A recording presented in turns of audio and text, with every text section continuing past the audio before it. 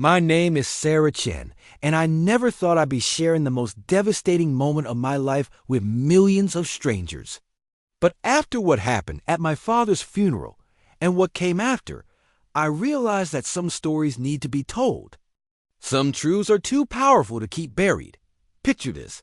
You're standing at your father's casket, tears streaming down your face, when your own brother steps up to the microphone and destroys your reputation in front of everyone you've ever known.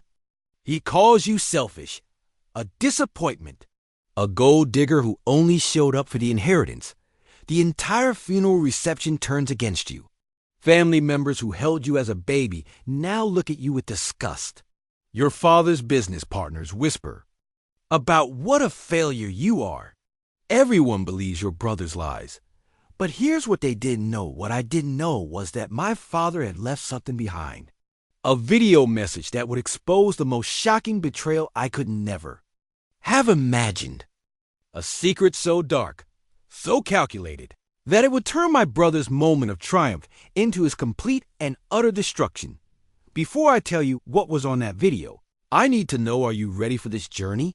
Because what you're about to hear will change how you think about family, about loyalty, and about the devastating power of lies. If you are, hit that subscribe button right now and drop a comment telling me where you're watching from. Trust me, you won't want to miss how this story ends. Let me take you back to the beginning, to when my world was still intact, when I still believed that family meant unconditional love and support. I was born Sarah Elizabeth Chin in 1995, the youngest child of David Chin, a brilliant architect who had built one of the most successful design firms in Seattle. My mother, Rebecca, was an art teacher who filled our home with creativity and warmth. And then there was Marcus, my older brother by 7 years, the golden child who could do no wrong in anyone's eyes. Our childhood should have been perfect. Dad's firm, Chun and Associates, was thriving. We lived in a beautiful modernist home that Dad had designed himself, all clean lines and floor-to-ceiling windows that brought the outside in. Mom's art studio occupied the entire third floor, filled with canvases and sculptures and the sweet smell of oil paints. But even as a child, I sensed something wasn't quite right with Marcus. I remember being 6 years old, proudly showing Dad a drawing I'd made of our family. It was crude, the way children's drawings are, but I'd spent hours on it, carefully coloring each figure. Dad's face lit up when he saw it. "This is incredible, Sarah," he said, lifting me up and spinning me around. "Look at the detail in this tree. And you got Mom's hair color exactly right." I was glowing with pride until I noticed Marcus watching from the doorway. His face was stone cold, his eyes narrow. Later that night, I found my drawing torn into pieces under my bed. "What happened to your picture?" Mom asked when she found me crying. "I don't know," I lied, even at 6 somehow understanding that telling the truth would make things worse. That was my first real lesson about Marcus. He couldn't stand to see me happy. He couldn't tolerate Dad's attention being on anyone but him. As we grew older, Marcus's jealousy became more sophisticated, more calculated. When I won the school science fair in 4th grade, Marcus told Mom and Dad that I cheated, that he'd seen me looking up answers online. It wasn't true, but Marcus was so convincing, so earnest in his concern, that even I started to doubt myself.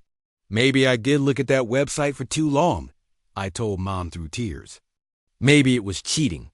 "Oh, sweetheart," Mom said, pulling me into her arms. "You're so hard on yourself.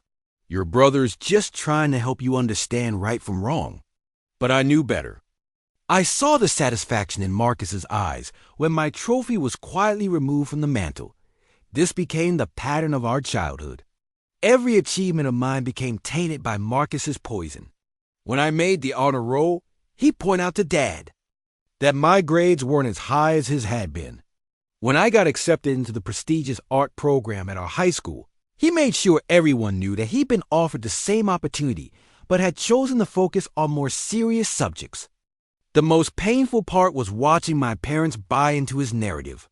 Marcus was 7 years older, more articulate, more confident. When he spoke, adults listened.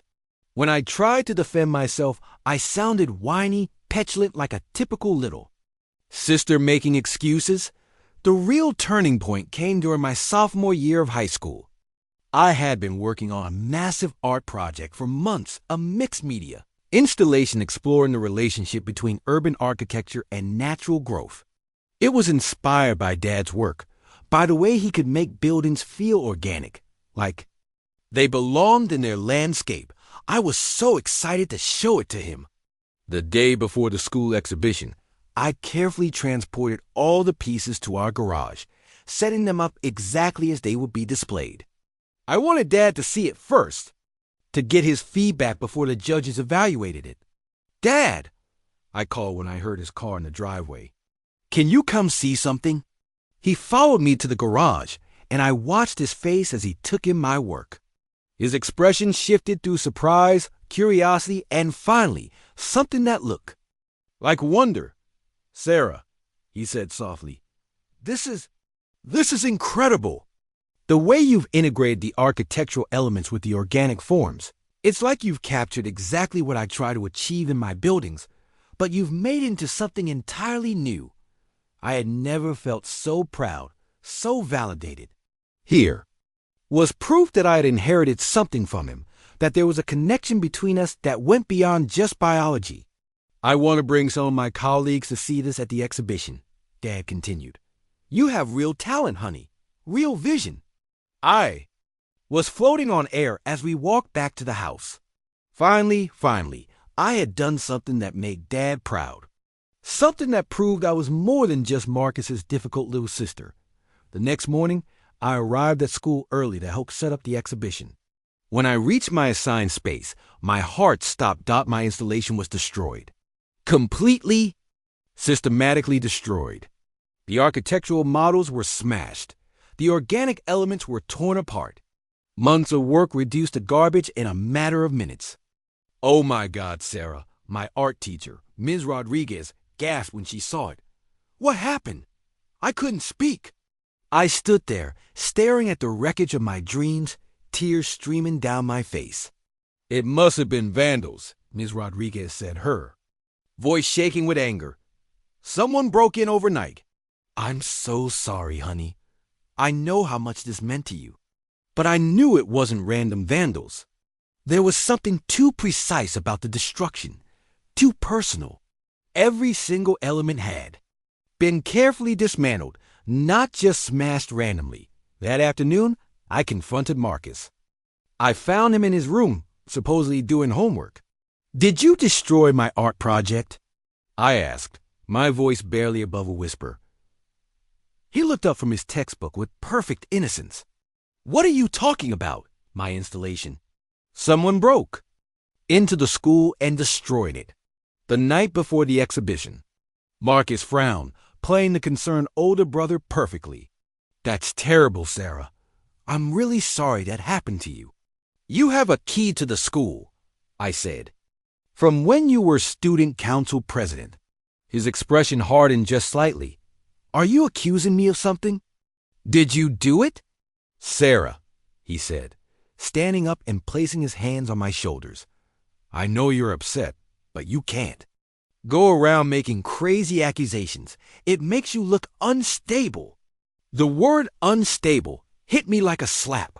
It was a calculated choice, the kind of word that would stick if repeated to the right people. "I'm not unstable," I said, but even as I said it, I could hear how desperate I sounded. "Of course you're not," Marcus said soothingly. "You're just disappointed. It's understandable. But you need to be careful about lashing out at people who care about you. What would Mom and Dad think if they heard you making these kinds of accusations?" And there it was, the threat disguised as concern. The implication that my emotional reaction to losing months of work was somehow inappropriate. The suggestion that telling the truth would only make me look worse. I never told Mom and Dad about my suspicions. How could I? Marcus was right. It would sound crazy, paranoid. He was their golden boy, the responsible one, the one who would never do something so cruel. But I knew Deep in my bones, I knew he had destroyed my work. And more than that, I knew he had enjoyed it. The destruction of my art project marked a new phase in Marcus's campaign against me. He had tested the waters and found that he could get away with almost anything as long as he was clever about it. Over the next 2 years, a pattern emerged. Every time I started to succeed at something, every time I began to earn Dad's approval or attention, something would go wrong. Not random bad luck-targeted sabotage that could never quite be proven. When I was accepted into a prestigious summer art program in New York, the acceptance letter mysteriously disappeared from our mailbox. Marcus was the one who found it weeks later, crumpled up in my room. Sarah must have thrown it away, he told my parents with perfectly performed confusion. Maybe she got scared about being so far from home. When I applied for college scholarships my senior year, Marcus helped me with the applications. He was so supportive, so encouraging. It wasn't until after I'd been rejected from every single program that I discovered he had been using an old email address for my contact information, one that I hadn't used in over a year. All the follow-up communications from the scholarship. Committees had gone into digital oblivion. These things happen, Marcus said when I confronted him about it. You should have double-checked the applications before submitting them. Dad always says attention to detail is crucial. But it was what happened to Mom that finally made me understand the true scope of Marcus's manipulation. During my senior year of high school, Mom started getting sick. It began with fatigue and headaches that she attributed to stress from teaching. But as the months went on, her symptoms worsened. She lost weight. Her hair started thinning. She had trouble concentrating. Dad was worried sick. But every time he suggested she see a doctor, Mom would insist she was fine, just tired. She won't listen to me, Dad confided to Marcus and me one evening. I've tried to make appointments for her, but she keeps canceling them. Mom's always been stubborn about medical stuff, Marcus said sympathetically.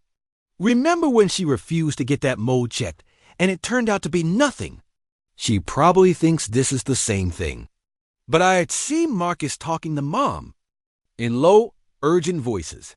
I had caught fragments of their conversation's words, like overreacting and embarrassing and attention-seeking. Finally, Dad put his foot down and insisted that Mom see a doctor. The diagnosis was devastating. Mom had a severe autoimmune condition that had gone untreated for months. The delay in treatment had allowed it to progress much further than it should have.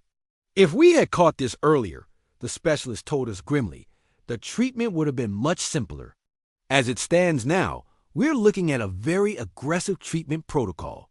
Mom spent the next 6 months in and out of the hospital. She had to take a leave of absence from teaching. The art studio that had been her sanctuary gathered dust as she fought to regain her health. I watched my vibrant, creative mother become a shadow of herself, and I couldn't shake the feeling that Marcus had played a role in her reluctance to seek treatment, but proving it felt impossible. After all, what evidence did I have? A few overheard conversations? A feeling in my gut? Mom's illness put enormous strain on our family. Dad was splitting his time between running his firm and caring for Mom. I was trying to balance my senior year of high school with helping around the house. And Marcus was the perfect son, always ready with emotional support and practical help. But his help came with a price that only I seemed to see.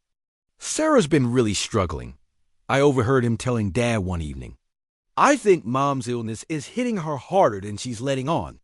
She's been acting out, making these paranoid accusations of people trying to sabotage her. What kind of accusations? Dad asked.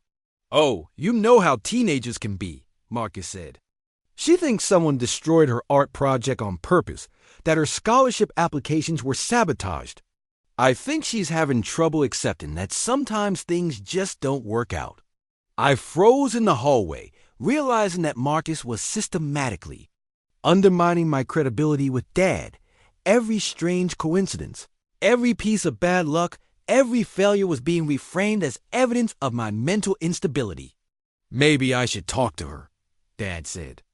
I don't know if that's a good idea right now, Marcus replied. She's pretty defensive. Maybe give her some space to work through whatever she's dealing with. And just like that, Marcus created distance between Dad and me at the exact moment. When I needed my father's support the most, despite everything, I managed to get into a decent art program at the University of Washington. It wasn't my dream school; those applications had been sabotaged, but it was a chance to pursue my passion and escape the toxic dynamic at home. College should have been a fresh start, but Marcus made sure I could never fully escape his influence.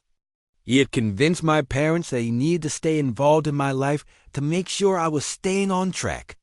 Every month, he would call for updates on my grades, my social life, my mental health. He positioned himself as the caring older brother who was just looking out for his troubled little sister. Sarah's always been a bit fragile. He would tell my parents after these calls, "I'm worried about her being on her own. She seems to have trouble maintaining relationships." It was true that I struggled to make close friends in college, but not for the reasons Marcus implied. I had learned to be suspicious of people's motives, to expect betrayal, to keep my guard up. Years of emotional manipulation had left me with trust issues that I didn't even fully understand yet. The worst part was that my parents believed Marcus's version of events. When I tried to tell Mom about my achievements, a painting that had been selected for a student exhibition, a scholarship I'd earned through my own hard work, she would respond with concern rather than pride. "That's wonderful, honey," she'd say, "but make sure you're not pushing yourself too hard. Marcus says you've been under a lot of stress." During my junior year of college, Dad had a mild heart attack.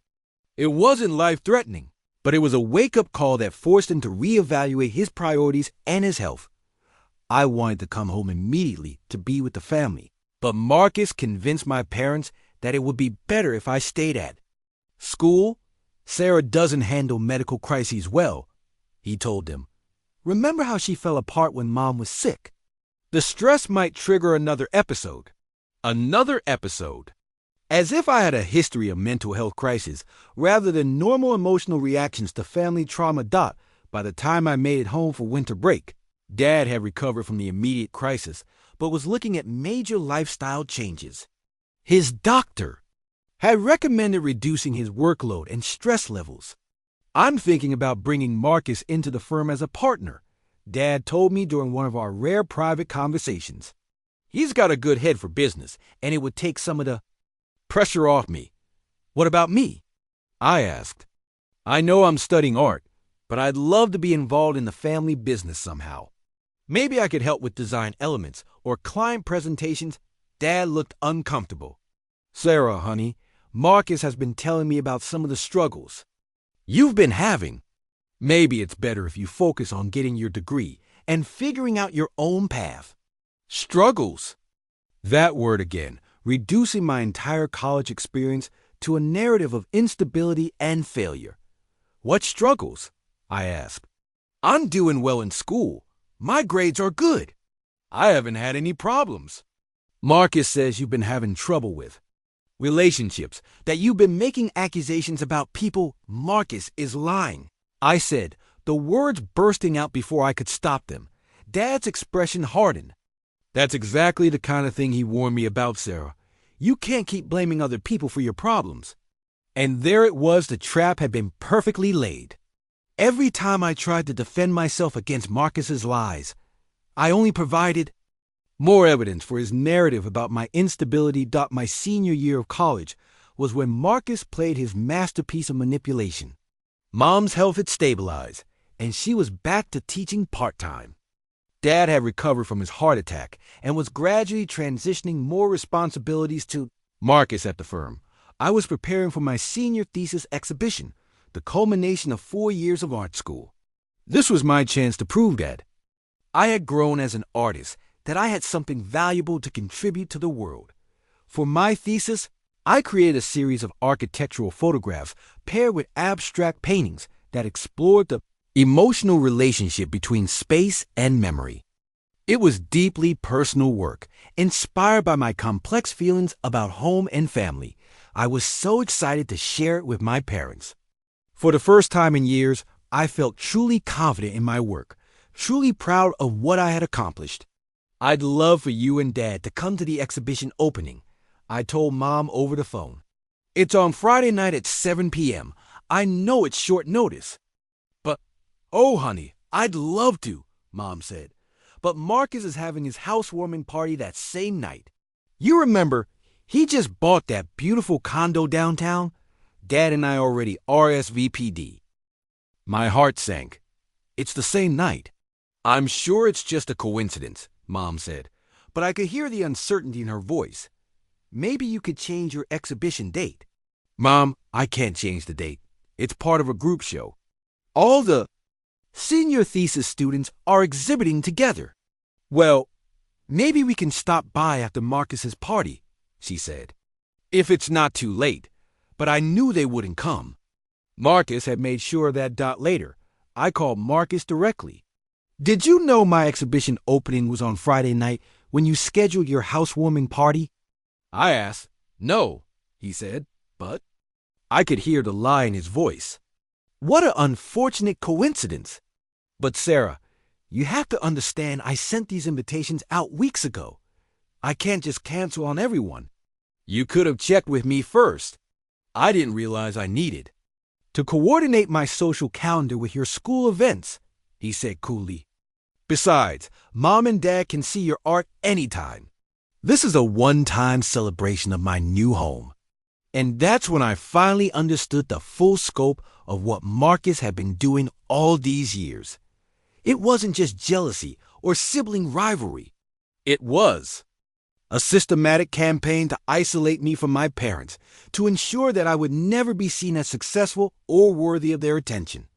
Every sabotaged opportunity, every planted doubt, every manipulative conversation had been building to this moment, the moment when my parents would choose him over me without even realizing they were making a choice. The exhibition went well despite my parents' absence. My work received positive feedback from professors and visiting critics. One of my pieces was even purchased by a local gallery owner who said she wanted to keep an eye on my future work. But none of that mattered because the people whose approval I most wanted were at Marcus's party, celebrating his success while ignoring mine. After graduation, I moved to Portland to start my career as an artist. The distance felt necessary. I needed space to figure out who I was without Marcus's constant manipulation, without the toxic family dynamics that had shaped my entire childhood. But even from a distance, Marcus continued to control the narrative about me. During my rare phone calls with Mom and Dad, they would update me on his accomplishments, his promotion to full partner in Dad's firm, his engagement to his college girlfriend, his purchase of a house in an expensive neighborhood. When they asked about my life, I could hear the worry in their voices, the expectation that I would have more bad news to share. Marcus had trained them to see me as the problem child, the one who couldn't quite get her life together. "Are you eating enough?" Mom would ask. Marcus says artists often struggle financially. "Are you making friends?" Dad would inquire. Marcus is concerned that you're isolating yourself. Even when I had good news to share, a gallery showing a commissioned piece, a positive review, it was always filtered through their concern rather than celebrated as an achievement. I had been living in Portland for 3 years when I got the call that changed everything. It was a Tuesday morning in October, and I was in my studio preparing for a solo exhibition when my phone rang. "Sarah?" It was Marcus's voice, but something was wrong. He sounded shaken, uncertain. "What's wrong?" I asked immediately. "It's Dad," he said. He had another heart attack. A major one this time. The world tilted sideways. "Is he?" "He's alive," Marcus said quickly. "He's in surgery now. But Sarah, it's bad. Really bad." I was already reaching for my car keys. "I'm coming home." "What hospital?" "Swedish Medical Center," Marcus said. "Sarah, you should know the doctors aren't sure if he's going to make it." The drive from Portland to Seattle was the longest 4 hours of my life. I called Mom repeatedly, but her phone went straight to voicemail. I tried to reach Dad's business partner. his close friends, anyone who might have more information. But no one answered. When I finally arrived at the hospital, I found Mom and Marcus in the cardiac unit waiting room. Mom looked like she had aged. 10 years and an hour since Dad's heart attack. Her eyes were red from crying, her hands shaking as she gripped a cup of cold coffee. "How is he?" I asked, rushing to her side. "Still in surgery," she whispered. "It's been 6 hours." I sat down next to her and took her hand. For a moment, it felt like we were just a family dealing with a crisis together. But then I noticed Marcus watching us with an expression I couldn't quite read. "The doctors say the next 24 hours are critical," Marcus said. "If he makes it through surgery, he'll have a chance. But there's a lot of damage to his heart." We waited. Hour after hour, we sat in those uncomfortable hospital chairs, taking turns getting coffee and updating Dad's friends and colleagues. Finally, at nearly midnight, a surgeon appeared. "Mrs. Chun," she said, "your husband made it through surgery. He's stable, but critical. The next few days will tell us a lot." Dad spent the next week in the ICU, drifting in and out of consciousness. We took turns sitting with him, talking to him, hoping he could hear us. During one of my shifts, when Dad seemed particularly alert, I took his hand and started talking about my art, about the exhibition I was preparing, about my dreams for the future. For a few minutes, it felt like we were reconnecting, like the distance Marcus had created between us might finally be bridged. "I'm proud of you," Dad whispered, his voice barely audible. Tears streamed down my face. "I love you, Dad." "I love you too, Sarah. I'm sorry I did in single quotes T. But before he could finish the thought, he drifted back into unconsciousness. That night, I found Marcus in the hospital cafeteria, staring at a cup of coffee he hadn't touched. He said he was proud of me, I told him, sitting down across from him. Marcus looked up, and for a moment, I saw something vulnerable in his expression. Something almost human. "He's proud of both of us," Marcus said quietly. "For just a second, I thought maybe we could find a way to be allies instead of enemies. Maybe Dad's crisis would bring us together as a family.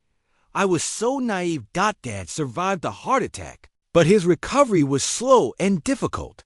He had to take a leave of absence from the firm, which meant Marcus was essentially running the business alone. I extended my stay in Seattle to help with Dad's care, putting my own career on hold. During those weeks, I felt closer to my parents than I had in years. Mom and I worked together to make sure Dad had everything he needed. We talked about art, about her teaching, about the books she was reading during her long hours at his bedside. But Marcus was always there, always watching, always ready to insert himself into our conversations. "Sarah's been such a help," Mom said to him one afternoon. "I don't know what I would have done without her." "It's great that she's been able to take time off," Marcus replied. "Though I'm sure her gallery isn't happy about her canceling that exhibition." It was a small comment, seemingly innocent, but it carried a poisonous implication. That my sacrifice to help the family was actually evidence of my professional irresponsibility. "You had to cancel an exhibition?" Mom asked, concern creeping into her voice. "It's fine," I said quickly. "Family comes first." But I could see Marcus's satisfied smile. He had managed to turn my selfless act into another example of my supposed inability to manage my career properly. As Dad grew stronger, Marcus began implementing his long-term plan. He started talking about the future of the firm, about Dad's need to reduce his stress levels, about the importance of having stable leadership. "I think it's time for Dad to officially retire," Marcus said during one family dinner. The heart attack was a warning. He needs to step back and focus on his health. "What would happen to the firm?" Mom asked. "I've been essentially running it for the past 2 months," Marcus said.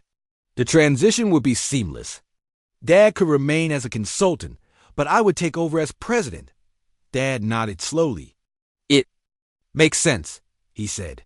"Marcus has proven he can handle the responsibility." I felt a chill run down my spine. This was what Marcus had been working toward all along, complete control of Dad's legacy. What about Sarah? Mom asked suddenly. Couldn't she be involved somehow? Marcus and Dad exchanged a look that I didn't like. Sarah has her own career path, Marcus said carefully. I don't think she's interested in the architecture business. But I'm interested, I said quickly. I've always been interested. I'd love to find a way to combine my artistic background with Dad's work. Dad looked uncomfortable. Sarah, honey, running an architecture firm requires very specific skills. Business management, client relations, project oversight. Skills I could learn, I interrupted. Skills Marcus learned. Marcus has a business degree, Dad said. And he's been working in the firm for 5 years. Because you gave him the opportunity, I said, feeling desperate. You never offered me the same chance. The silence that followed was deafening. Finally, Marcus spoke. Sarah, I think you're feeling emotional because of everything that's happened with Dad. But this isn't the time to make major life decisions. You have a good thing going with your art career. Good thing? As if my career was a hobby rather than a profession. Maybe Marcus is right, Mom said gently. You've worked so hard to establish yourself as an artist. It would be a shame to give that up. And just like that, I was shut out of the family business conversation. My offer to be involved was reframed as an emotional overreaction, my artistic career used as an excuse to exclude me from the family legacy. I returned to Portland after Dad's recovery, but our relationship was forever changed. The heart attack had made him more cautious, more dependent on Marcus for both business and personal decisions. Marcus, meanwhile, had consolidated his power within the family. He was now the official head of Chin and Associates, the primary caregiver coordinator for Dad's ongoing health needs, and the family's main source of information and decision-making. When I called home, I increasingly found myself talking to Marcus instead of my parents directly. Mom and Dad are resting, he would say. I can pass along a message. Dad's in physical therapy, he would explain. But I can tell him you called. You're having dinner with some old friends, he would report. Family time is really important for Dad's recovery. Slowly but surely, I was being edited out of my own family's life. The few times I did speak directly to Mom or Dad, our conversations felt stilted and brief. They would ask perfunctory questions about my work and health, but I could tell they were distracted, perhaps even a bit uncomfortable. It wasn't until much later that I learned Marcus had been telling them that I was going through a difficult phase, that my calls often left me upset, that I had been making accusations again. Sarah seems to be struggling with Dad's recovery. I imagine him saying with perfectly performed concern. She gets very emotional on the phone. I think the stress of almost losing Dad has brought back some of her old issues. My own brother was systematically poisoning my parents against me, and I was powerless to stop it because I didn't even know it was happening. The last real conversation I had with Dad happened on his 65th birthday. I had called to wish him well and to tell him about a major gallery show. I had been invited to participate in a group exhibition featuring emerging artists from the Pacific Northwest. That's wonderful, honey, Dad said, but his voice lacked the enthusiasm I was hoping for. Marcus mentioned you've been having some ups and downs with your career lately. My heart sank. What ups and downs? I've been doing really well. This exhibition is a huge opportunity.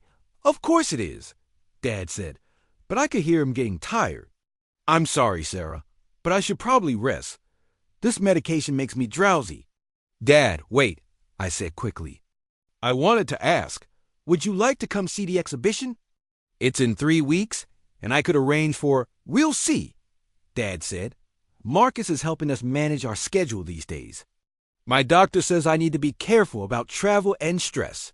After he hung up, I sat in my studio staring at the phone. When had my father started needing Marcus's permission to see his own daughter's work? I called Marcus directly. Dad seems really tired, I said. Is he okay? He's managing, Marcus replied. But you're right. He gets fatigued easily. That's why I try to screen his calls and visits. Too much stimulation isn't good for his recovery. Screen his calls? Just making sure he's not overwhelmed, Marcus said smoothly. You know how Dad is. He doesn't want to hurt anyone's feelings. So he'll take every call and attend every event even when he shouldn't. I'm not anyone, Marcus. I'm his daughter. Of course you are. But Sarah, you have to understand that Dad's health is the priority right now.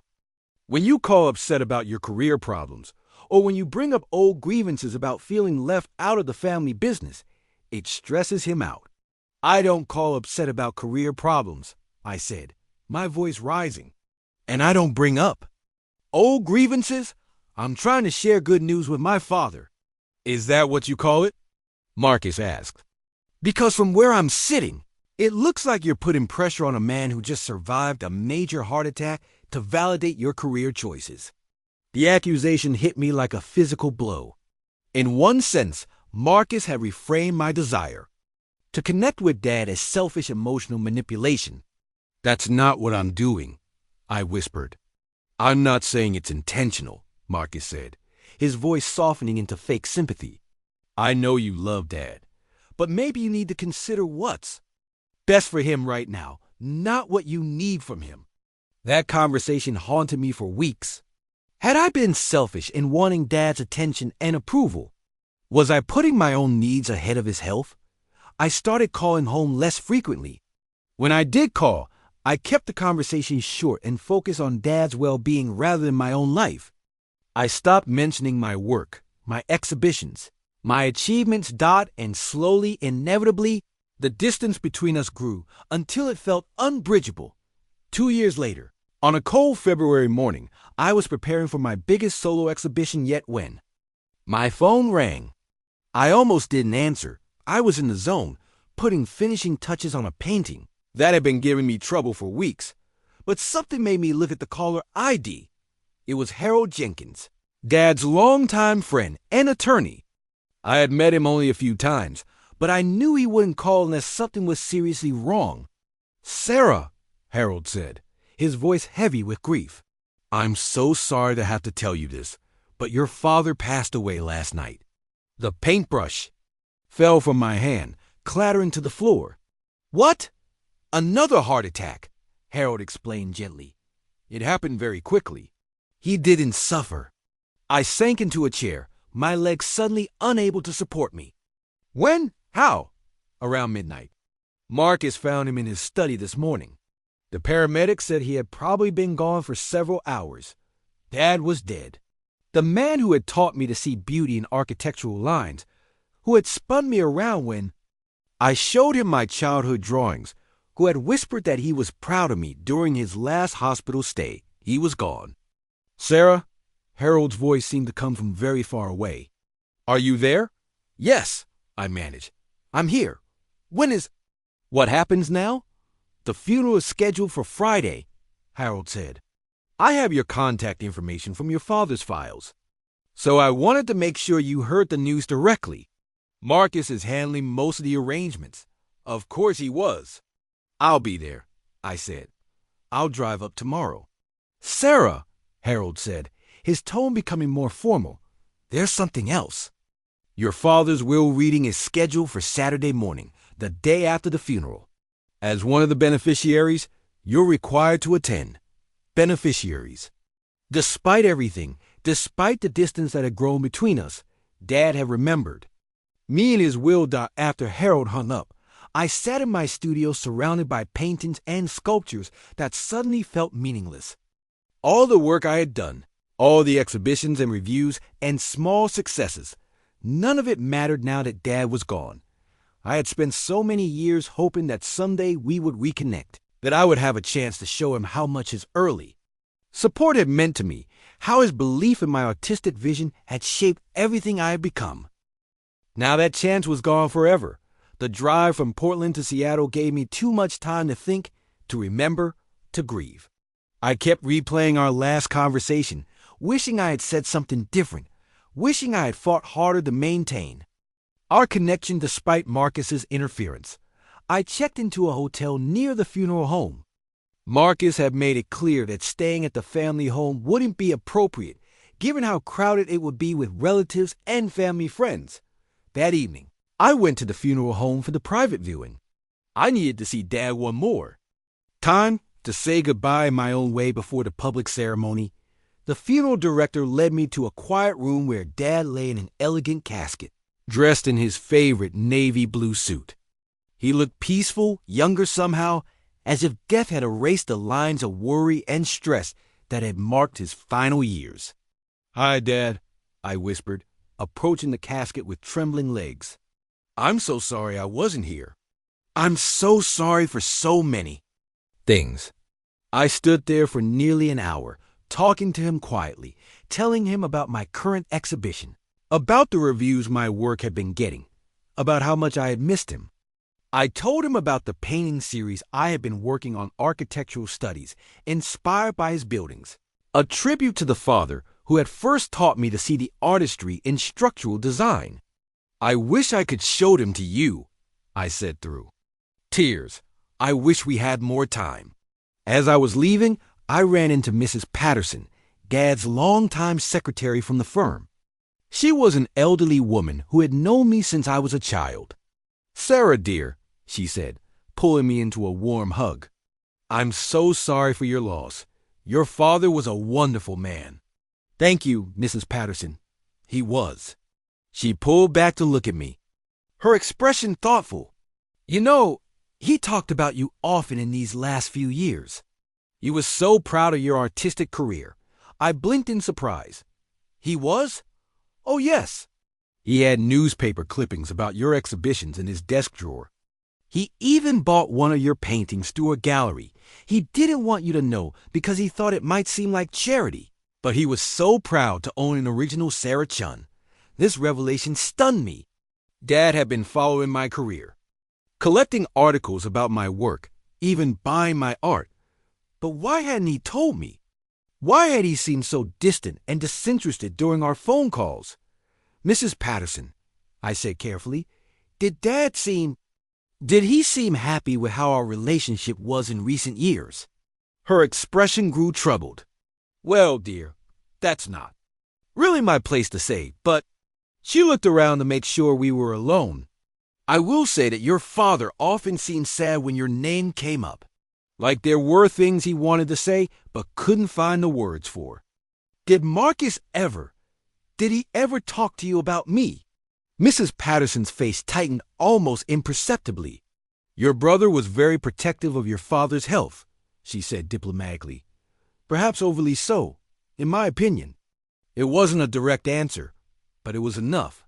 Even Dad's secretary had noticed that something wasn't right about Marcus's protection of our father. The morning of the funeral dawned gray and drizzly, matching my mood perfectly. I dressed carefully in a simple black dress and drove to St. Mark's Cathedral, where the service was being held. The church was packed.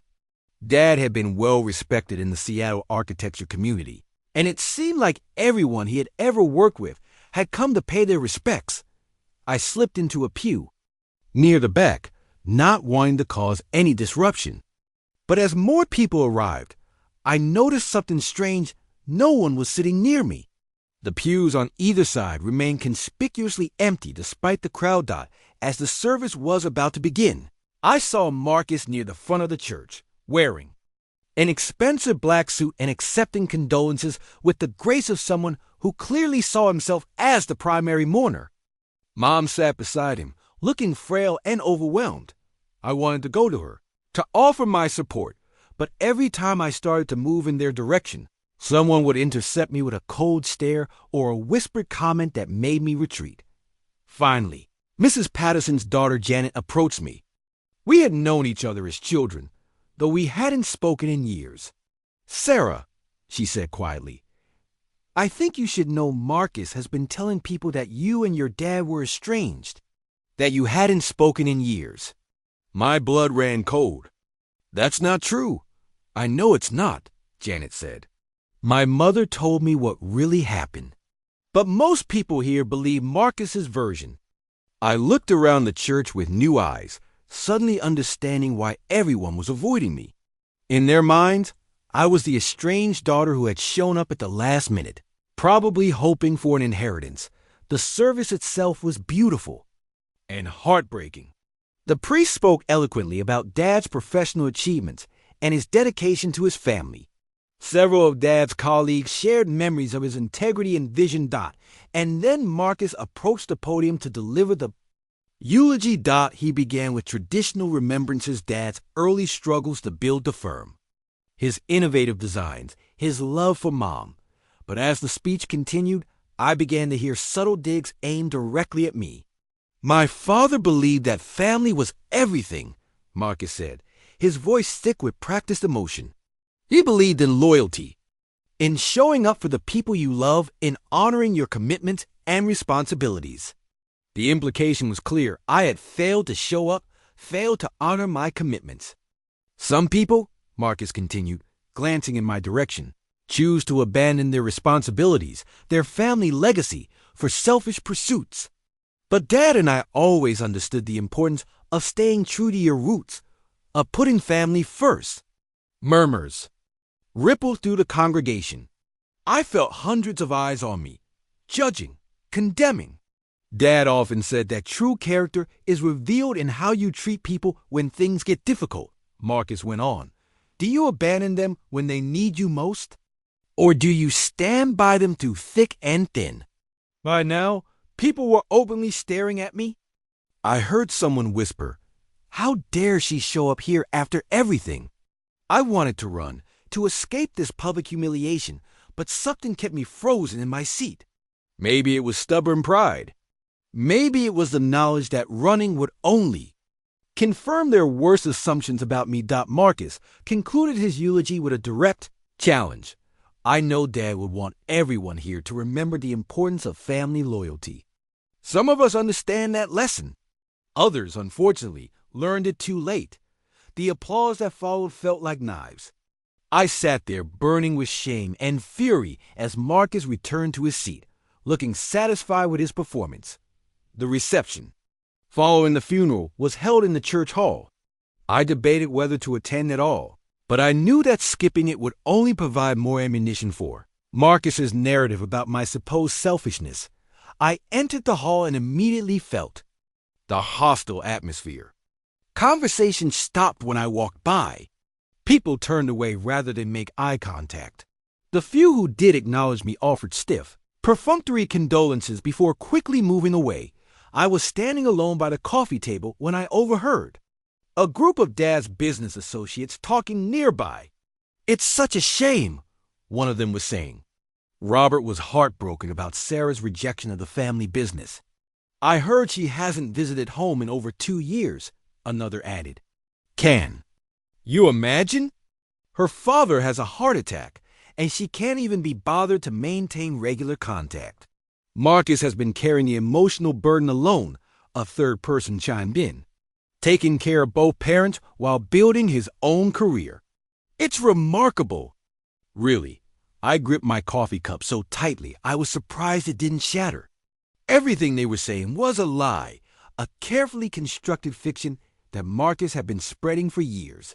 But how could I defend myself without sounding defensive and unstable exactly the way Marcus had trained them to expect me to behave? I was lost in these thoughts when Marcus himself appeared beside me, flanked by 2 of Dad's business partners. "Enjoying yourself?" he asked, his voice low but carrying just enough for nearby guests to hear.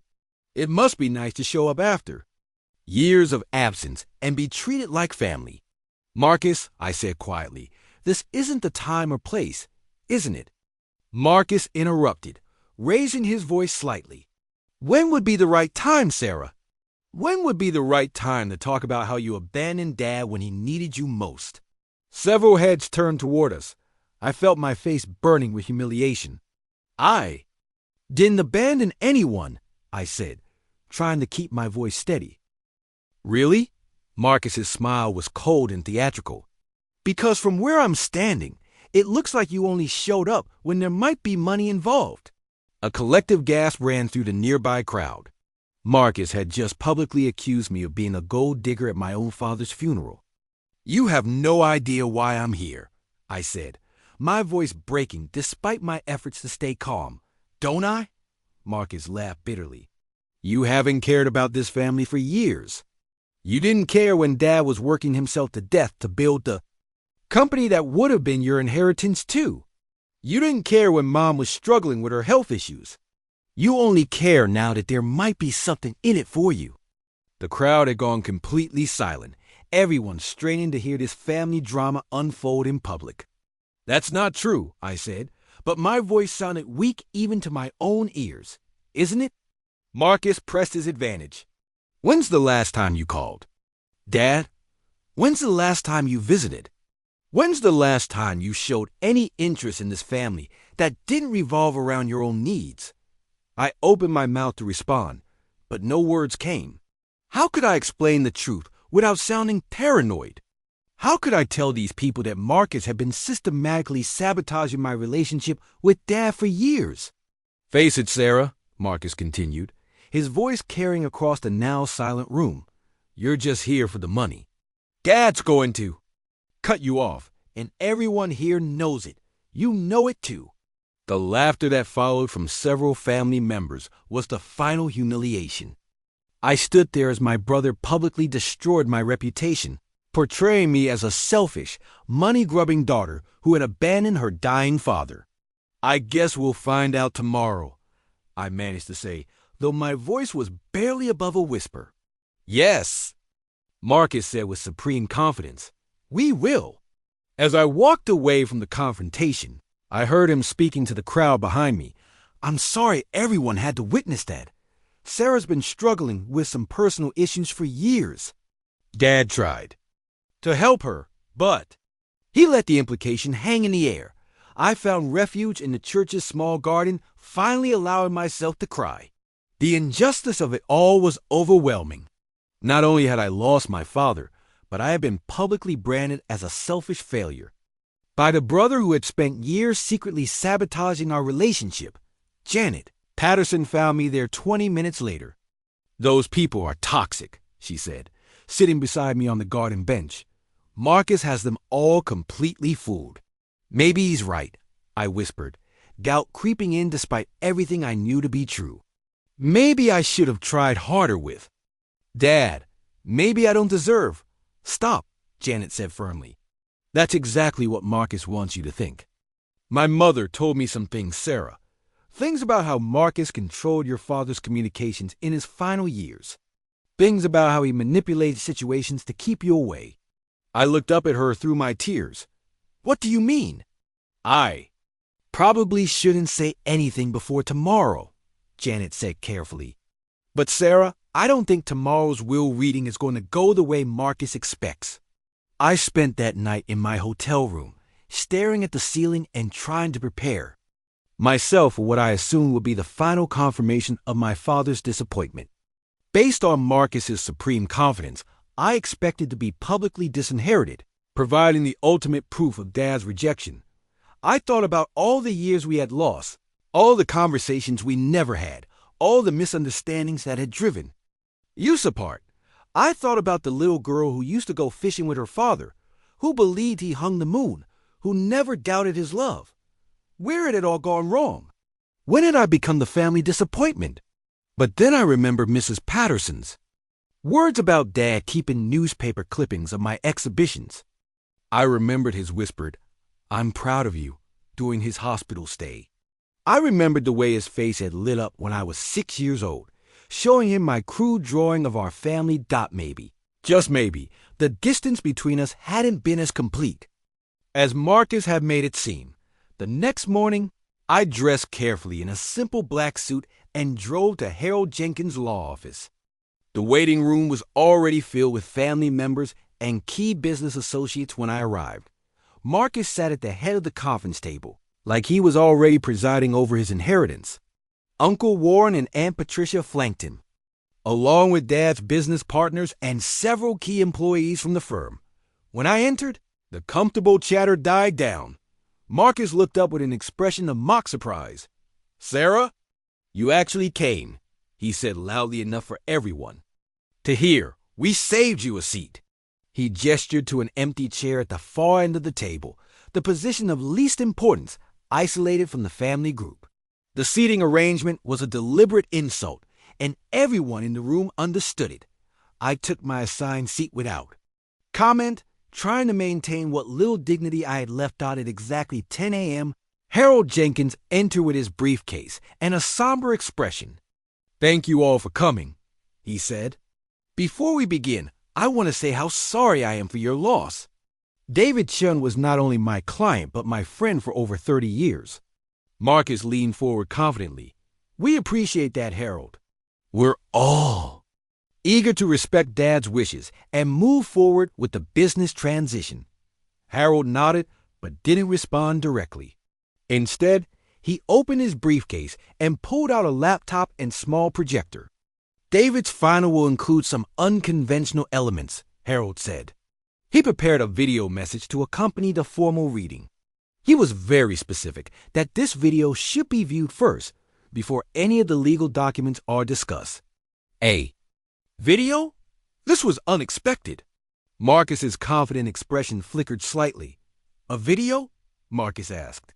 "He never mentioned anything about that to me." "David recorded it privately about 6 months ago," Harold explained. "He gave me very specific instructions about when and how it should be presented." As Harold set up the projection equipment, I watched Marcus's reaction carefully. For the first time since Dad's funeral, he looked genuinely uncertain. "I'm sure Dad just wanted to add a personal touch," Marcus said, but his voice lacked its usual conviction. Harold dimmed the lights and started the video. Suddenly, Dad's face appeared on the screen at the end of the conference table.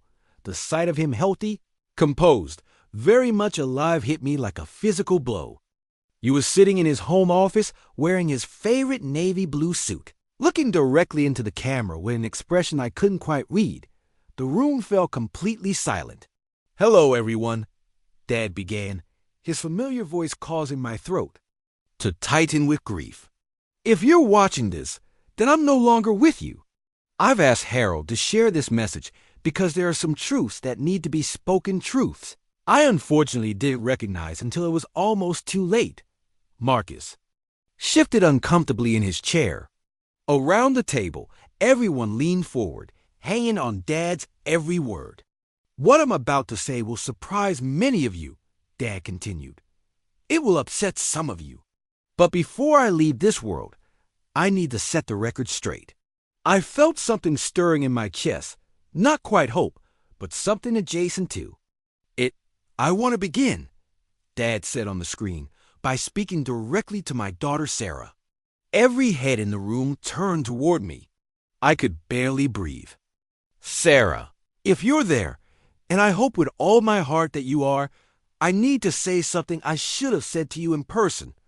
I'm sorry." A collective murmur ran through the room. Marcus's face had gone pale. "I'm sorry for the distance that grew between us," Dad continued. "I'm sorry for not supporting your artistic dreams when you needed my support most. And I'm most deeply sorry for believing lies about you that I should have questioned." The room was completely silent now, everyone staring at the screen in shock. You see, I recently discovered something that has changed everything I thought I knew about our family dynamic. About 6 months ago, I was looking for some documents in Marcus's home office when I found something that disturbed me deeply. Dad leaned forward, his expression hardening. "A drawer full of cards and letters from you, Sarah. Birthday cards I supposedly never received. Invitations to your art exhibitions. Notes updating me on your life and career. All unopened. All deliberately hidden from me." I gasped audibly. Around the table, shocked faces turned from the screen to Marcus, who had gone completely rigid. "That discovery led me to investigate further," Dad continued on screen. "I hired a private investigator to look into other discrepancies I had begun to notice. What I found was deeply troubling." Marcus stood up abruptly, his chair scraping against the floor. "This is ridiculous," he said, his voice cracking. Dad was confused after his heart attack. "The medication. Sit down," Harold said firmly. "Your father's instructions were explicit." The video must be played in its entirety without interruption. Marcus sank back into his chair, his confident mask finally slipping completely. On screen, Dad continued, the investigation revealed that Marcus had been systematically intercepting Sarah's communications with our family. He had been deleting her voicemails, filtering her calls, and actively sabotaging any attempt at reconciliation between us. The conference room erupted in shocked whispers. I felt tears streaming down my face, not just from grief, but from vindication. Finally, someone was telling the truth about what Marcus had done. But that wasn't all, Dad said, his voice growing harder. The investigation also uncovered serious ethical violations in Marcus's management of the firm. He had been cutting corners on building safety, falsifying inspection reports, and in at least one case, bribing city officials to expedite permits. One of the business partners let out a strangled gasp. The board members exchanged alarmed looks. I built Chun and Associates on a foundation of integrity, Dad said, his voice rising with emotion. My father taught me that our name meant something, that a Chun building was built to last, built with honesty and pride. Marcus betrayed those values for profit and convenience. Marcus was now visibly sweating, his earlier arrogance completely evaporated. But perhaps most heartbreaking of all, Dad continued, was discovering how Marcus had manipulated Sarah's medical information to convince me that she was mentally unstable, that her attempts to maintain contact with our family were symptoms of some psychological problem rather than the normal desires of a loving daughter. This revelation stunned me. I had known Marcus was controlling the narrative about me, but I hadn't realized he had gone so far as to invent mental health issues. Sarah, Dad said, looking directly into the camera, when I discovered all of this, my first instinct was to call you immediately. But I realized that you deserve better than an apology over the phone. You deserve for me to come to you, to see your life, to meet you on your terms. My heart clenched painfully. I had planned to visit you the week after our last phone conversation. I wanted to surprise you, to see your latest exhibition, to tell you in person how proud I am of you. I was sobbing now, grief and regret washing over me in waves. My heart had other plans, Dad said sadly. So this video will have to serve as the apology and recognition you deserve. He picked up a folder from his desk. I have been following your career, Sarah, not through Marcus's filter reports, but through art magazines, gallery websites, and newspaper reviews. I've seen your exhibitions online. I've read every article about your work. I even purchased several of your pieces through an intermediary because I wanted to own original Sarah Chun artwork. This was too much. I was openly weeping, years of pain and misunderstanding finally being washed away by Dad's words. Your creativity, your vision, your determination to follow your own path despite family pressure, these are qualities to be admired, not condemned. You're not just a talented artist, Sarah. You're a successful businesswoman who built something beautiful from nothing, just as I did when I was young. Dad straightened in his chair, his expression becoming more formal. Which brings me to the matter of my will and the future of Chun and Associates. Marcus leaned forward desperately, perhaps hoping that despite everything Dad had revealed, the business would still go to him. Given what I've discovered about Marcus's business practices and his deliberate sabotage of my relationship with Sarah, Dad said firmly, I cannot in good conscience leave the company in his hands. Marcus's face drained of all color. My original will, drafted 5 years ago, would have made Marcus the primary inheritor of both my personal estate and the firm, with a modest trust established for Sarah. Marcus nodded slightly, confirming what he had been telling everyone. That will has been revoked, Dad said with finality. The room went completely silent, except for the sound of Marcus's sharp intake of breath.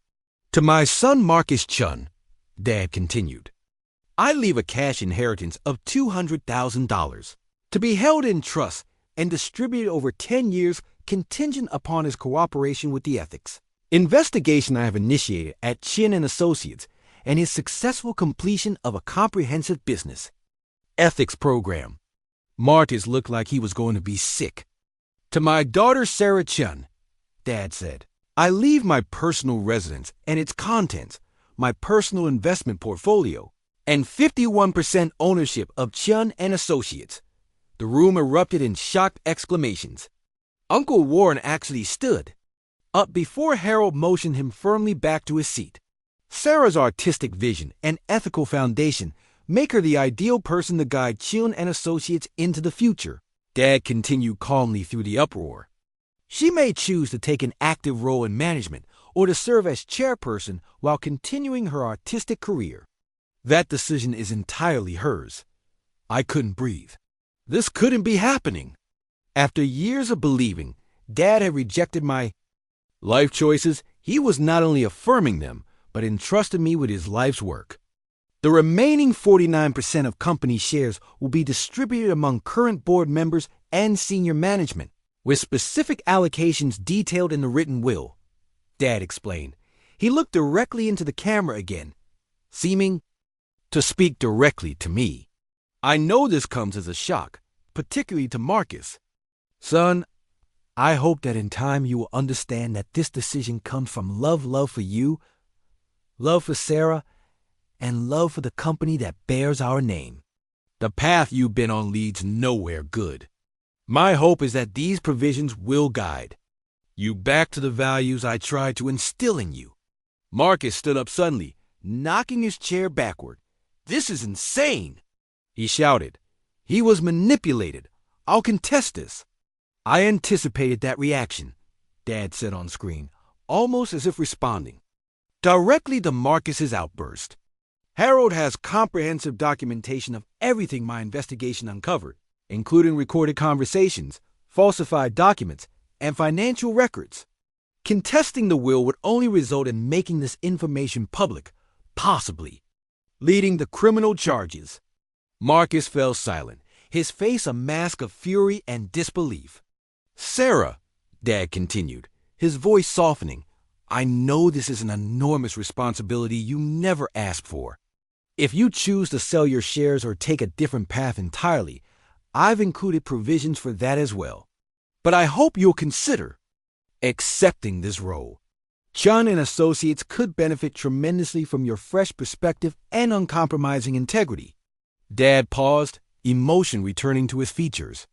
More than anything, I wish we'd had the chance to reconcile in person. To go fishing again like we did when you were little. To talk about your art. To see your latest work. To rebuild what was broken between us. I was crying too hard to see the screen clearly now. I'll conclude with this, Dad said. Family is complicated. Business is complicated. But integrity should never be complicated. It's either there or it isn't. Sarah never lost hers, even when it would have been easier to compromise. That's why, in the end, she is the right person to carry on the Chun legacy. Dad smiled. Warm, genuine smile I remembered from my childhood. I love you both, Marcus and Sarah. I hope this decision leads to healing, to growth, and ultimately to a stronger family and company. Thank you all for listening. The screen went black for several moments. No one spoke or moved. The silence was finally broken by Marcus's harsh, desperate laughter. You think this changes anything? He said, glaring at me with pure hatred. You know nothing about running an architecture firm. The board will never accept you. The clients will never trust you. He looked around the table, seeking support, but the board members were carefully avoiding his gaze. His public exposure as a manipulator and business cheat had destroyed any loyalty they might have felt. Harold cleared his throat. Perhaps this will be a good time for a brief recess before we continue with the formal reading of the written will. There are additional documents and evidence that your father instructed me to share. Marcus stormed out without another word, most of the others following him in uncomfortable silence. Only Harold and I remained in the conference room. Did you know? I asked him quietly. About all of this? Harold nodded gravely. Your father confided in me after he made his discovery. He was heartbroken about the time he'd lost with you, about the lies he believed. He pulled a manila folder from his briefcase. He kept everything, Sarah. Every article about your exhibitions, every review of your work. He was so proud of you, but Marcus had convinced him that showing that pride would somehow harm your psychological well-being. Harold opened the folder, revealing newspaper clippings, printed web pages, and photographs of my artwork. He bought 12 of your pieces over the years, Harold continued. They're hanging in his private study at home, your home now. He used to sit in there for hours, just looking at your work. The tears came again, but they were different now, tears of healing rather than pain. When the others returned for the remainder of the will reading, the atmosphere had completely changed. Marcus came back looking defeated, perhaps finally understanding that his years of manipulation had been exposed and that there would be consequences. Harold presented the additional evidence Dad had compiled recorded phone conversations where Marcus actively discouraged Dad from contacting me, financial documents showing the bribes and safety shortcuts, even email chains where Marcus discussed his strategy for managing Dad's relationship with me, the business partners who had treated me with such hostility at the funeral now looked ashamed and apologetic. The board members who had supported Marcus's narrative about my supposed mental instability were now seeing clear evidence of his calculated deception, but perhaps most revealing was a series of journal entries Dad had kept in his final months, documenting his growing awareness of Marcus's manipulation and his deep regret about our estranged relationship. One entry, dated just 2 weeks before his death, read, I tried calling Sarah today, but Marcus said she was having one of her episodes and that speaking to me would upset her. I'm beginning to suspect that Marcus's concern for Sarah's mental health is really about controlling our relationship. I need to reach out to her directly without going through him. Another entry, written just days before his fatal heart attack, said, made arrangements to fly to Portland next weekend. Haven't told Marcus I suspect he would find reasons why I shouldn't go. I'm going to surprise Sarah at her gallery. It's time to repair the damage that's been done to our relationship, and I'm starting to understand that Marcus has been a major obstacle to that repair. Reading these entries was both heartbreaking and vindicating. Dad had figured out the truth, but too late for us to reconcile in person. The formal will reading continued with additional provisions that shocked everyone. Dad had established a foundation for emerging artists, with me as the director. He had set aside funds for the complete renovation of the firm's offices, with me having final approval on all design decisions. He had even purchased a building in Portland that he intended to gift to me as a combination gallery and West Coast office. 4. Chun and Associates. Every provision demonstrated not only his love and respect for me, but his vision of how my artistic background could enhance the family business rather than detract from it. When Harold finished reading, the room was silent except for the sound of Marcus's bitter weeping. This concludes the formal will reading, Harold announced. Sarah, I'll need to schedule several meetings with you over the next few weeks to transfer assets and discuss your new responsibilities. As people began to file out, many of them approached me with awkward apologies and congratulations. The business partners who had shunned me at the funeral now wanted to schedule meetings to discuss the future of the firm. The board members who had supported Marcus's narrative were suddenly eager to welcome me as their new leader, but as the congratulations and apologies washed over me, I felt strangely numb.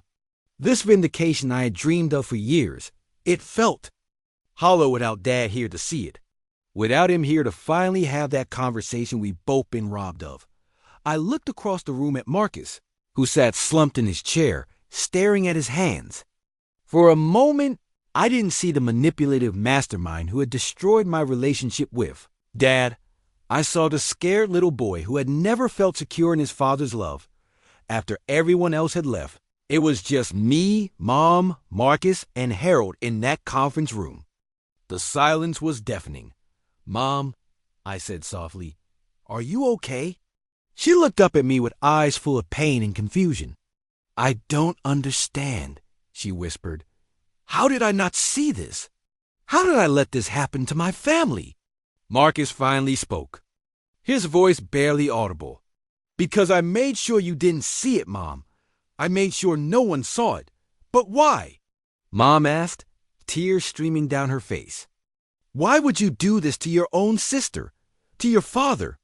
Marcus was quiet for a long moment. When he finally answered, his voice was broken. Because I was terrified that if Dad really knew Sarah, really saw how talented and passionate and genuine she was, he wouldn't need me anymore. The business was all I had, Marcus continued. Sarah had her art, her talent, her own path. But the company that was supposed to be my thing. The one place where I was valuable, where I mattered. He looked at me directly for the first time since the video ended. But even there, you were better. Your ideas were more creative. Your vision was clearer. Dad's face would light up whenever you showed even the slightest interest in architecture. I felt my anger beginning to fade, replaced by something more. Complex sadness, maybe even pity. So you decided to eliminate the competition, I said quietly. I told myself I was protecting the family business, Marcus replied. That you didn't really want it anyway. That you were better off pursuing art. But the truth is, I was just protecting my own insecurity. Mom suddenly stood up, her grief transforming into fury. You destroyed my relationship with my daughter, she said, her voice shaking. You made me believe she had abandoned us. You made me choose sides when there shouldn't have been sides to choose. Mom, I don't. She cut him off. Don't you dare try to explain this away. Your father died believing his daughter didn't love him. Sarah spent years thinking her own family had rejected her. You robbed us all the time we can never get back. The pain in her voice was devastating. This wasn't just about Marcus's manipulation. It was about the cascade of losses it had created. Later that evening, Mom and I sat in the hotel restaurant, both of us emotionally drained. We ordered coffee, but neither of us touched it. I keep thinking about all the signs I miss, Mom said. All the times you tried to reach out, and I made excuses for why Dad couldn't talk. All the family gatherings where Marcus would make these little comments about you being distant or going through a phase. You couldn't have known, I said. You was very good at what he did. But I should have trusted my instincts, Mom replied. Deep down, I knew something wasn't right. You were never the selfish person Marcus painted you as. But it was easier to believe his version than to question. She reached across the table and took my hand. Sarah, I am so deeply sorry. I failed you as a mother. I chose the easier narrative over the truth. Over the next few days, I had to make decisions that would shape the rest of my life. Harold scheduled meeting after meeting with accountants, with the board of directors, with department heads at Shin and Associates. The company was more successful than I had realized. But Marcus's unethical practices had created liability issues that needed immediate attention. Several projects would need to be completely redone. Some client relationships were irreparably damaged. You have 3 basic options, Harold explained during one of our meetings. You can sell your controlling interest and walk away with about $15 million. You can hire a management company to run things while you remain as owner. Or you can take active control of the company yourself. What did Dad want me to do? I asked. Harold smiled. He hoped you'd choose the third option. He left detailed notes about his vision for integrating your artistic background with the firm's architectural work. He thought you could transform the company into something unprecedented. My first board meeting was scheduled for the following week. As I prepared, I couldn't help thinking about all the times Marcus had described these people as being skeptical of my abilities. When I walked into the boardroom at Chen and Associates Dad's company, now my company 8 men and women in expensive suits turned to look at me. The room felt charged with uncertainty. Ladies and gentlemen, I began, I know this transition has been unexpected for all of us. You probably have questions about my qualifications, my intentions, and my ability to lead this company. Board member Richard Sterling, a man in his 60s, who had known Dad for 20 years, spoke first. "Sarah, with all due respect, you've been out of touch with this company for years. The construction industry is complex, highly regulated, and unforgiving to inexperienced leadership." "You're absolutely right, Mr. Sterling," I replied. "I have a lot to learn about the operational side of this business. But I know more than you might think about the creative side, the client relations, and most importantly, the values that should guide our work." I pulled out a folder I had prepared. I spent the weekend reviewing every project Marcus managed in the last 3 years. I found cost overruns, safety violations, and corner cutting that put people at risk. "Is that the kind of experienced leadership you want to continue?" "My first priority," I continued, "is to audit every current project and fix any safety or quality issues, regardless of cost. My second priority is to establish an ethics compliance program that ensures we never compromise our integrity for profit again." Board member Linda Chun, no relation, despite the name, leaned forward. "That sounds expensive and time-consuming. Our profit margins are already under pressure." "Our reputation is worth more than our profit margins," I replied. Dad built this company on trust. Marcus damaged that trust. We need to rebuild it. I outlined my vision for the company, maintaining Dad's commitment to innovative design while adding community-focused projects, sustainable building practices, and partnerships with local artists and craftspeople. "You want to turn us into some kind of architectural nonprofit?" Sterling asked skeptically. "I want to turn us into the kind of company Dad will be proud of," I said firmly. "A company that builds not just structures but communities. A company that sees architecture as both functional and artistic." 3 months later, we completed our first major project under my leadership, a community center in a low-income neighborhood that combined Marcus's original architectural plans with artistic elements I had designed. The grand opening was everything I had hoped for. Families from the community came to tour the building. Children ran through the art studios, and local musicians performed in the acoustically perfect performance space. But the moment that meant the most to me was when Mrs. Patterson, Dad's former secretary, approached me with tears in her eyes. "Sarah, dear," she said, "your father will be so proud. This building, it's exactly what he always dreamed of creating. Function and beauty in perfect harmony." Marcus's legal troubles escalated quickly. The investigation into his business practices revealed fraud that went back years. Criminal charges were filed. Civil lawsuits followed. But it was his personal reckoning that was perhaps more devastating. His wife filed for divorce. His friends distanced themselves. The professional reputation he had spent years building crumbled overnight. I visited him once, about 6 months after the will reading, at the county jail where he was being held pending trial. "Why did you come?" he asked, looking older and more broken than I had ever seen him. "Because despite everything, you're still my brother," I said. "And because I think Dad would want me to try to understand." We talked for almost an hour. Marcus told me about the pressure he had felt from childhood to be perfect, to live up to Dad's expectations, to prove himself worthy of the family legacy. "I convinced myself that I was protecting the company," he said. "But really, I was just terrified of being ordinary, of not being special." "You were special, Marcus," I said quietly. "You just never believed it enough to let anyone else be special." 2. The hardest relationship to rebuild was with Mom. The guilt she carried about believing Marcus's lies, about not fighting harder to maintain our connection, was eating her alive. "I should have called you directly," she said during one of our weekly dinners, a new tradition we had started. "I should have insisted on hearing your side of the story." "Mom, he was very convincing," I replied. "He had years to build his narrative. You're not the only person who believed him." "But I'm your mother," she said, tears in her eyes. "I was supposed to know better. I was supposed to protect you." It took months of conversations, family therapy sessions, and patient rebuilding of trust. But slowly, gradually, we found our way back to each other.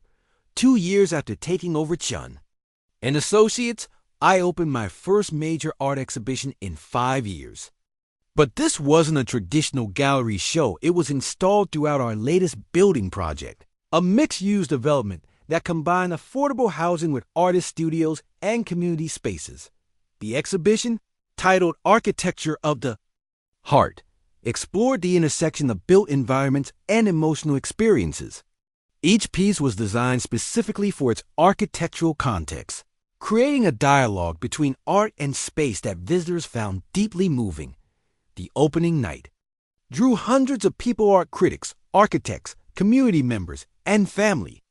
As I watched people move through the space, experiencing both the building and the artwork as a unified whole, I realized I found something I never knew I was looking for, a way to honor both Dad's legacy and my own vision. But the most meaningful moment came when I was cleaning out Dad's home office, now my office, and found a hidden compartment in his desk. Inside was a letter addressed to me, dated just weeks before his death. "My dearest Sarah," it began, "if you're reading this, then Harold has followed my instructions, and you now know the truth about what happened between us. I hope this letter finds you not just vindicated, but at peace." The letter went on to describe Dad's regrets, his pride in my achievements, and his hope that someday I would find a way to combine my artistic gifts with the family business. "I know I failed you as a father in many ways," he wrote. "I allowed fear and insecurity, my own and Marcus's, to poison our relationship. But I want you to know that every success you achieved, every exhibition you held, every beautiful thing you created filled me with pride. The company is yours now, not because you need to prove anything, but because you have already proven everything. You have the integrity, the vision, and the heart to build something better than I ever could. Love. Always, Dad." As I read those words, sitting in the office where Dad had spent so many hours building his dreams, I finally felt the peace he had hoped for. The anger I had carried for years, the sense of rejection and abandonment, the feeling that I had never been good enough, all of it dissolved. I understood now that Dad's love had never wavered. It had just been hidden, distorted by Marcus's manipulation and his own fears about confronting the truth. 3 years later, Chun and Associates had become something unprecedented, an architectural firm that was also a community arts organization. A business that measured success not just in profits, but in positive impact. We had won awards for innovative design, sustainable building practices, and community engagement. More importantly, we had restored the reputation Dad had spent his lifetime building. Marcus was released from prison after serving 18 months. He reached out tentatively, asking if we might someday find a way to rebuild our relationship. I told him I was open to the possibility, but that it would take time and genuine change. Mom and I had grown closer than we had ever been. She had started volunteering with the community programs at our buildings, using her teaching skills to help kids discover their own artistic talents. As I stand here today, looking out the window of my office at the Seattle skyline dotted with buildings that bear Dad's vision and my artistic touches, I think about the journey that brought me here. Family is complicated. People we love can hurt us in ways we never imagined. But sometimes, even when it seems impossible, truth has a way of surfacing. Love has a way of persisting. And healing has a way of happening when we choose forgiveness over revenge. I never got to have that final conversation with Dad while he was alive. But in a way, through his video message, through his carefully planned vindication, through the letter he left me, I got something even better: absolute certainty that I was loved, valued, and believed in. Marcus's attempts to destroy my relationship with Dad ultimately failed because love, real love, is harder to kill than he thought. And sometimes, the greatest gifts come wrapped in the most painful packages. If this story resonated with you, if you've ever felt misunderstood or manipulated by someone you trusted, I want you to know that your truth matters. Your voice matters. And sometimes, when it feels like everyone has turned against you, time has a way of revealing what's real. Hit that like button if this story moved you. Subscribe for more incredible stories of family drama, betrayal, and ultimately, healing. And most importantly, share this story with someone who might need to hear that they're not alone, because the most powerful thing we can do is remind each other that truth, no matter how buried, no matter how distorted, always finds a way to surface. Thank you for going on this journey with me. I'll see you in the next story.